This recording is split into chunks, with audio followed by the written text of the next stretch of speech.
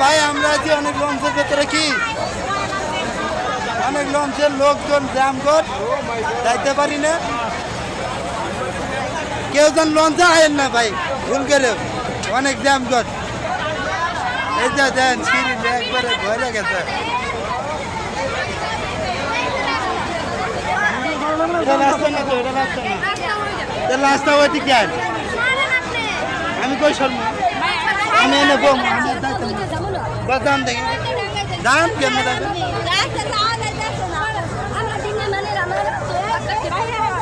দাম দেখি মাথা গরম করলে এনে দেন অবস্থা কিরকম রাস্তা নয় রাস্তা কই সুতাতে না